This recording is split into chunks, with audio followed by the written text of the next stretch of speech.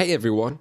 So, I was chatting with another editor yesterday, and they asked me something that got me thinking. How much should I actually be charging for my work? And I realized this is probably one of the biggest struggles for most video editors out there. Like seriously, pricing yourself as a creative is this weird balancing act, right? Set your rates too low, and you're basically paying your clients for the privilege of working yourself to death. But go too high, and suddenly you're watching potential clients ghost you faster than a dating app match. So I thought, why not just break this down once and for all? By the end of this video, you'll have a clear roadmap for figuring out what your rates should be in 2025. No more guessing, no more anxiety, just confidence in knowing your actual worth. Let's get real for a second. There are some core reasons why most editors just can't seem to figure out their pricing. First up, fear of rejection. I've been there. You're about to send that quote and your brain starts going, what if they laugh at this? What if they never call back? But here's what I had to learn the hard way. Pricing is actually a negotiation. Most clients expect a bit of back and forth. And honestly, if someone runs away because of your price, they probably weren't your ideal client anyways. Think about it.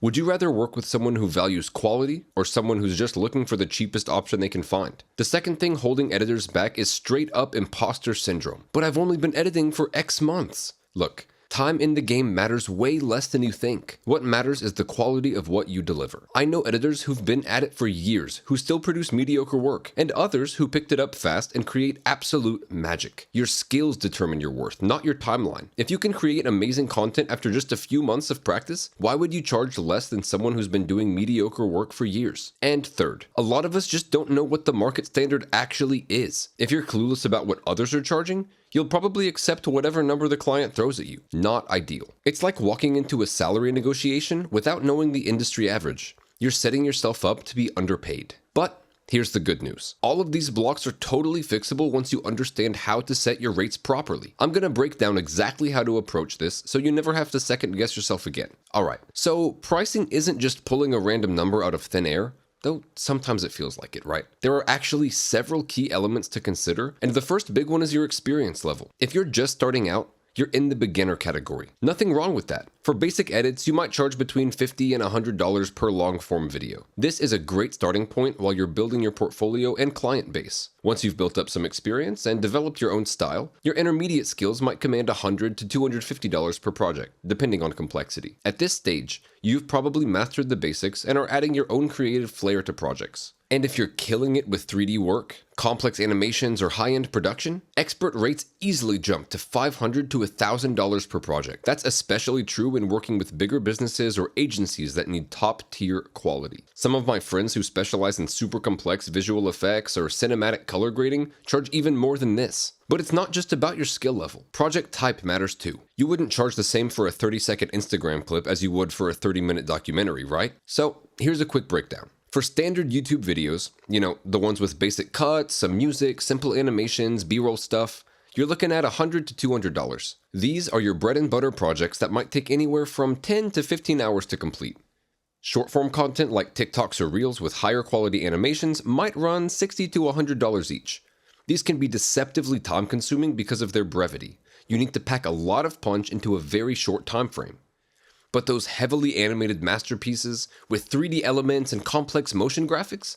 We're talking $500 to $1,000 minimum, depending on length and complexity. The type of client you're working with also dramatically affects what you charge. This is something a lot of new editors miss, but it's crucial for pricing appropriately. Individual creators and influencers typically have smaller budgets, so you might land around $100 to $250 per project with them. These can be fun, creative projects with a lot of freedom, but the budgets reflect the individual nature of the client. Small businesses and agencies usually have more to spend, so $500 to $1,000 becomes more reasonable. They understand the value of good video content for their marketing efforts and are willing to invest accordingly. And corporate clients? Those real estate ads or branded content pieces?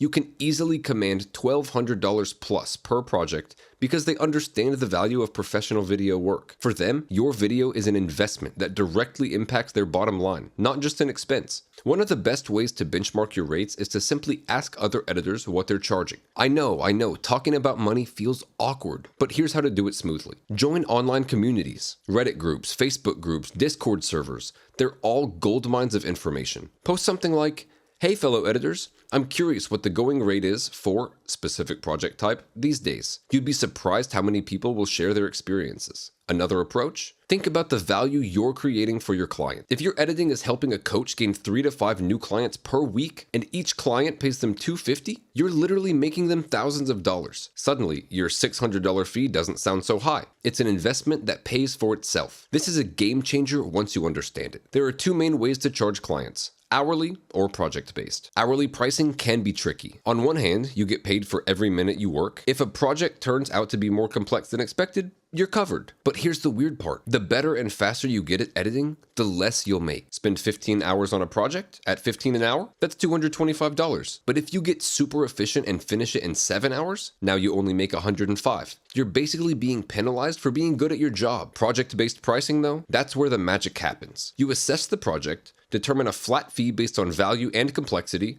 and quote that number. If you price a job at $180 and finish it in 7 hours instead of 10, you've effectively given yourself a raise. Plus, clients love knowing exactly what they'll pay up front. No surprises, no stress, just clarity on both sides. My personal recommendation? Go project-based whenever possible. It rewards efficiency and expertise, and it positions you as a professional who understands the value of their work. It also makes it easier to scale your business as you get faster and take on more projects. Now, let's talk about one of my favorite topics: making more money. There are 3 clear signs it's time to raise your rates. When you're in demand. If clients are constantly reaching out and you're booked solid for weeks, that's the market telling you your rates are too low. Basic supply and demand, friends. If you can't keep up with inquiries, it's definitely time to increase your prices. When your skills level up, maybe you started out just doing basic cuts, but now you're creating stunning 3D animations or mastering complex color grading. Your new skills deserve new rates. Every time you master a new technique or software, reassess your pricing structure. When you start attracting higher quality clients.